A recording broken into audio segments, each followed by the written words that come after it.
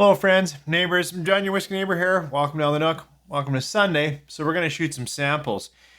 Trying to think of what I was going to shoot today, and I realized I had this sample of, the Fables Chapter 4, and I went to their website, and that's why the name of this is Whiskey with a Story. This group, this independent bottler, has really built an interesting approach to whiskey, to sourcing, and to telling its story, or at least telling story. Then I've got this Lochlea, and I should have talked about it earlier. In fact, I should have tried this earlier, because Craft Cellars in Calgary has this for $20 off, which is a good price these days. So I'm going to talk Lochlea cask strength. I've talked a lot about Lochlea, but I haven't had their cask strength. So these have been poured, they've been open, it's been about 10 minutes. I'll wait another 5 maybe, and then we'll dive right in. Why don't you pour something strong? These are like 58 and 60%. Come on back. 3, 4.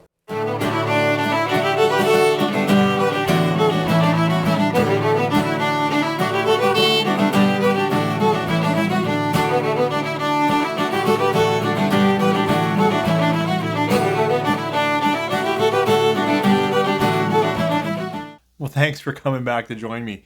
As I said, this Fable company is really interesting. They are an independent bottler. They source from a variety of places, but their artwork is phenomenal. GP Studio, the artist Hugo, I don't really follow his career, but the concept, the crow and the fairies and the things that they sketch are really wild. And so the bottle art on this Fable series is fantastic. This is Chapter 4. I know because the sample that I got says that it is aged 9 years. But when I look online, I was sure I saw Chapter 4 at 10 years and Chapter 4 at 12 years. So there could be some confusion out there. What I have in my hand is from Ben Ryan's distillery. It's a Speyside. It's very, very light. It's 9 years. I'm quite sure this one has only been aged in ex-bourbon. As I said, it's strong though. What was a 58.4, I think? 58.4, all bourbon, Ben Ryan's. Usually only in blends. In fact, I don't think I've ever had a single malt from them. So I'm curious to see how this comes off nose and taste. And if you're curious about the storytelling, go over there and dim the lights and maybe listen to the story of the ghost piper in the bay. Anyways, let's get back to the Scotch. On the nose. That's lots of vanilla. It's got lots of that ex-bourbon speaking through.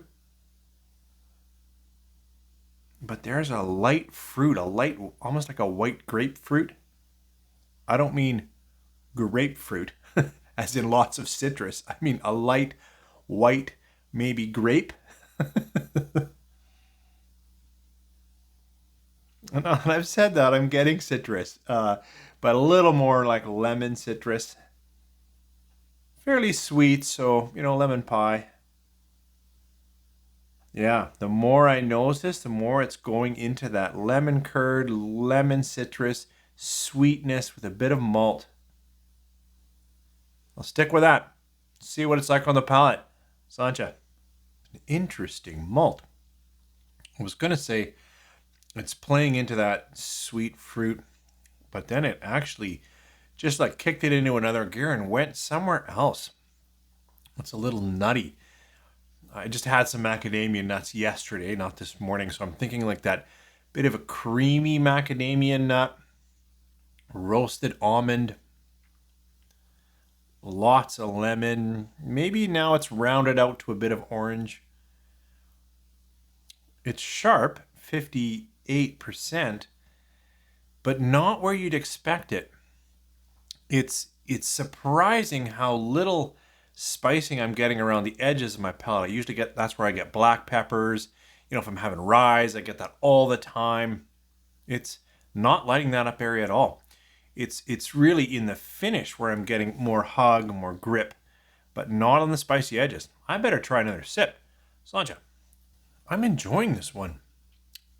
It's got a solid interplay between that orange rind, a little bit of bitterness, like bitter rind, bitter pith, bitter something like that.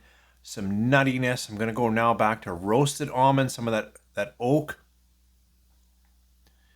And then now a slight pepper. This is really quite tasty for me. I wasn't expecting to really enjoy it as much. For me, it's come together.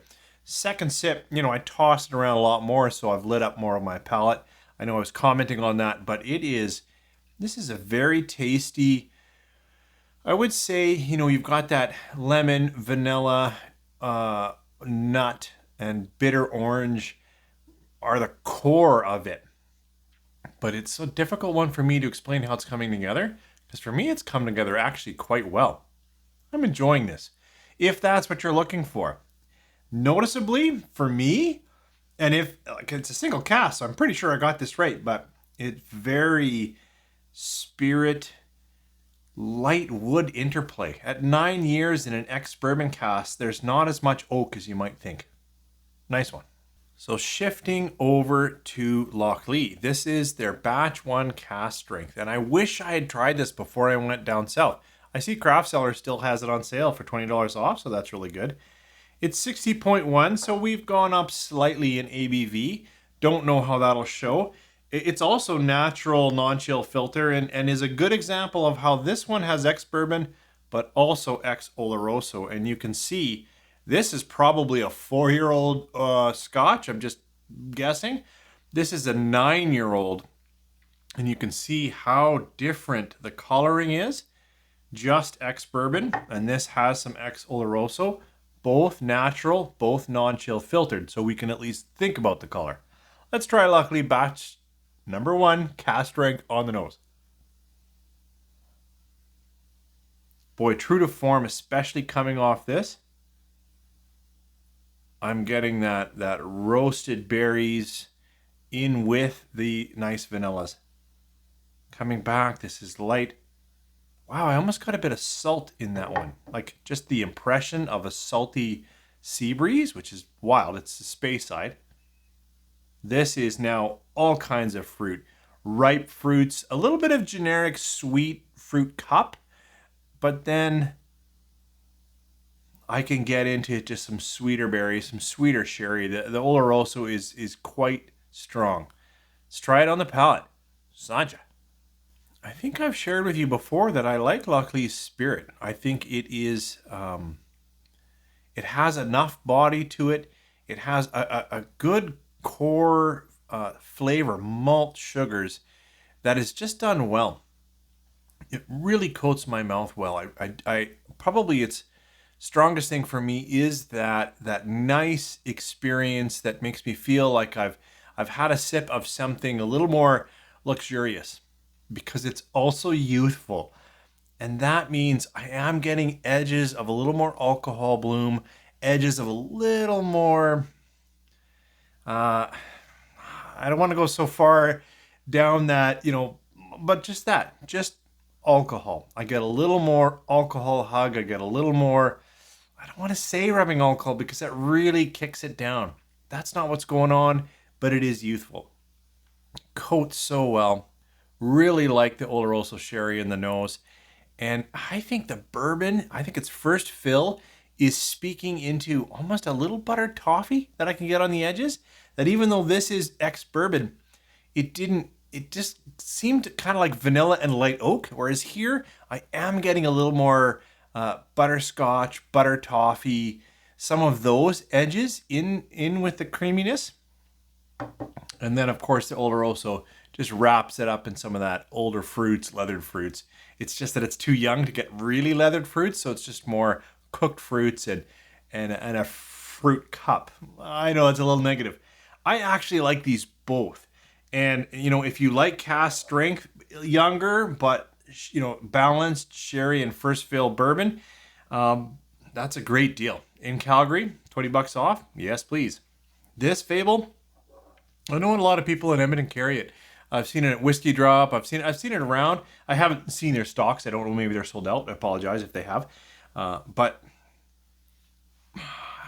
it's interesting to me. I've been on a sherry kick for a long time, and this is good, and I like Lochlea. But right now, there's something about this Fable Chapter 4 It's different. It is a little bitter. It is a little sour, but it's got a neat pull. Tough to call. Probably broader appeal. This one's got a cool story. Thanks for joining me here. Thank you for these samples. It's been fun to share with you. If you've got any samples to share, I'd love to meet up with you somehow and exchange a little bit of whiskey stuff, because it's sure fun to get things that I don't have in my market or I can't reach for. And other things, you know what, it's just tough to keep buying all this whiskey, so it's nice if we kind of share a little bit of whiskey among ourselves, and so we can get a better conversation. Thank you for joining me here. Hope you had a good Sunday. Hope your weekend went well, and the work ahead is just fantastic. Take care.